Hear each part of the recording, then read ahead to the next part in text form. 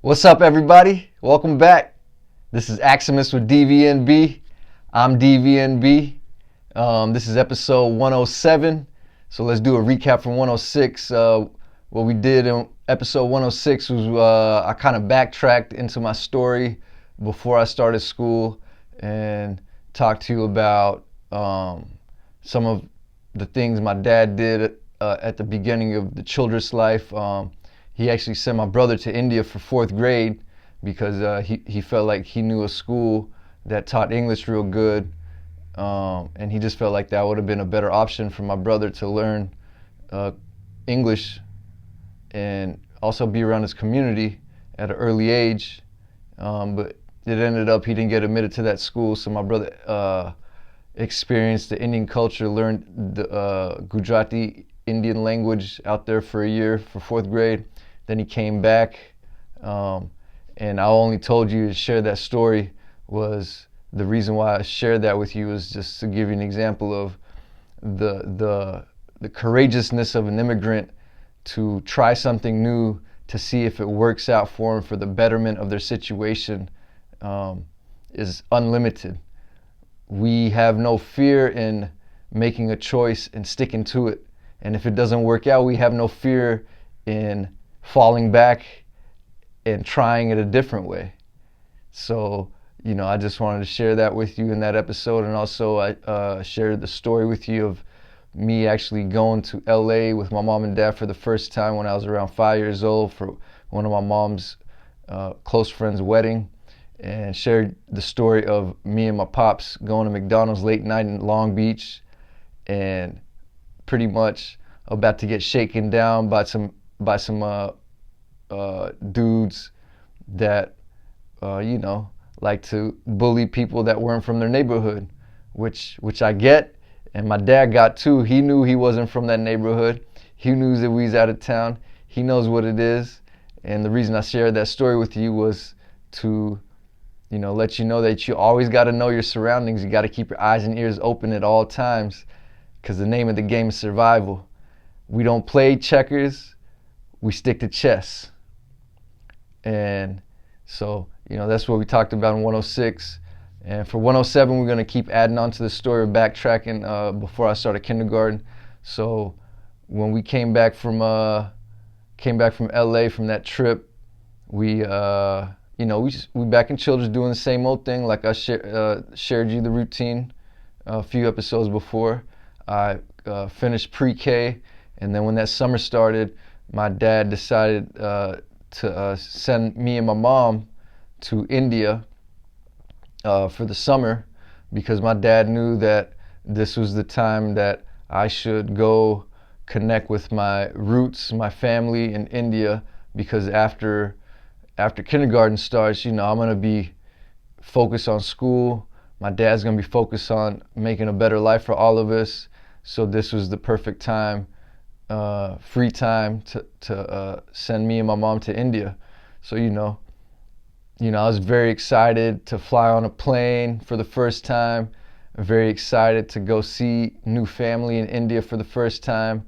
And I'm sure this is the energy all little kids have, but super excited to do something new. Super, super excited.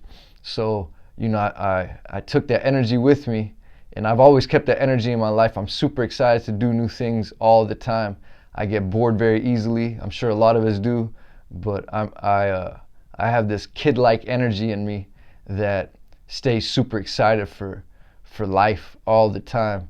But you can't get me bored. You get me bored, and I'm a complete different person, so I got to stay excited for anything I do. All right, so we get to India. We fly into Bombay. I don't remember this part, but we either got picked up by family in a car, or we took the train to our city. Our city is named Surat, and just a little background history on the city of Surat. It was the actual first port city in India that was colonized by the British when the British ruled over India. I'm sure a lot of people think or assume that Bombay is the main hub for the British influence, but it all started in Surat. where me and my family are from.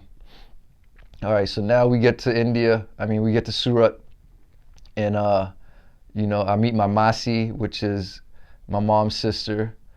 I meet my mama, my mom's brother.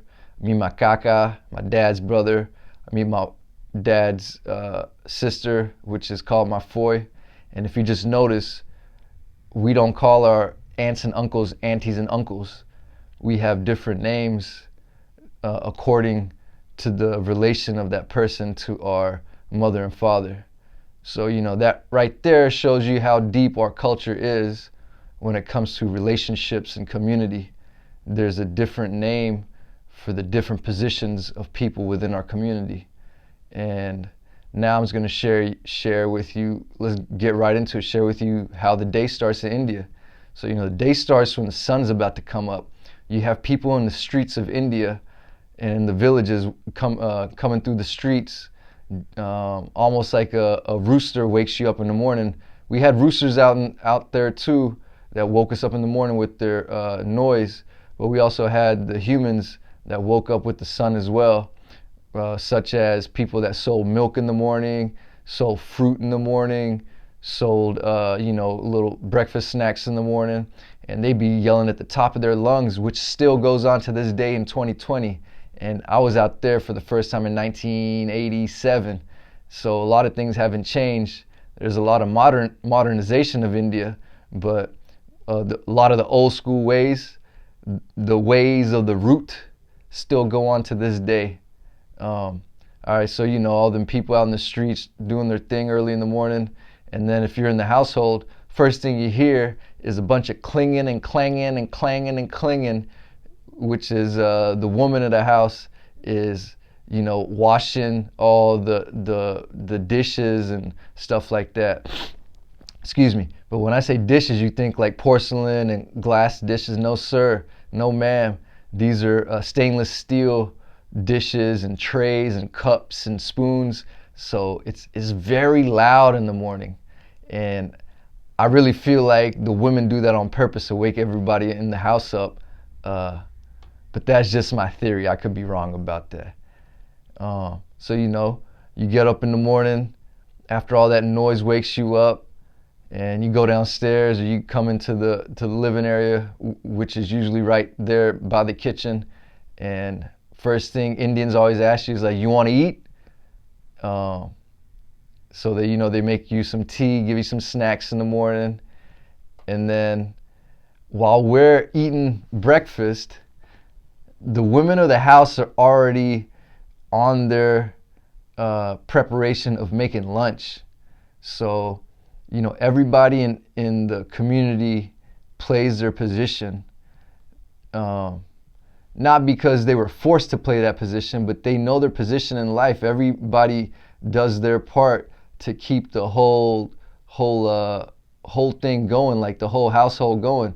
Because if the man's out there working hard, leaving the house, he needs some energy, and the only way he gets energy is through food. Or any human being, the only way we get energy is through food. So if the woman of the house ain't feeding the man, then the man can go out there and use that energy and bring back some type of resource to keep the household going. So the Annie's already making food for us in the morning for lunch, and then we eat lunch around 1 o'clock, and I don't think anyone in America does this yet, but I'm sure they're gonna start doing it soon. But after lunch, everybody in the city takes a nap from like 1, 2 in the afternoon to like 4 or 5 in the early evening. So even if you go out, if you happen to stay up and you go out into the streets and try to go to a store or something, no one's going to be there to serve you. And if someone is there to serve you, they're probably laying in the back room taking a nap. Yeah, it was weird for me too when I experienced that. But that's just how it goes. And then also, me being in India, in the city where my mom and dad grew up, I got to meet a lot of my cousins. I got to hang out in the streets. I got to play with kids in the streets, and you know, being around people that physically look just like you and culturally talk like you. It's very liberating to a person to be around that, and it was very liberating for me to be around that. I got to just play with kids in the streets. It might have been a different culture. Instead of playing baseball, I was playing cricket. Who knows if any of you guys know what cricket is, but Google that. You'll see where the roots of baseball are from. So I'm out there playing cricket with the kids. It's India, it's a third world country, so we make do with anything to entertain ourselves. We have sticks, and we go mess around with cows and hit them in their tail and stuff like that. We chase goats around. We play in mounds of dirt. And I'm telling you all this just to show you that as a person, as a human being, you can create joy out of any situation you got. And I just said we was playing in mounds of dirt. It's just a mound of dirt, but it's all about how you look at it. And we looked at that as our construction site, and we can make anything out of that dirt. So you look at that in many different ways. You get handed a real crappy situation in life, but it's all about how you use that crap and build something out of it. And most of us immigrants, and a lot of us human beings in this world, we've been dealt a crappy hand. It's all about how you play that hand. And that's very important for me to share with you guys, because I just feel like in this day and age, a lot of people like to complain about their situation. They don't like to find a solution to their situation if they feel their situation isn't deserving to them. Every situation is deserving to you. That's what a situation is.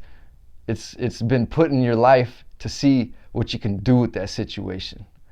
But that's where we're going to end it today. I don't want to keep this too long. So once again, I appreciate you guys watching. This is the show called AXUMUS with DVNB. I'm DVNB. Thank you once again for watching. If you like what you've been seeing, subscribe to the channel, YouTube channel, AXUMUS. And until next time, see you then. Peace.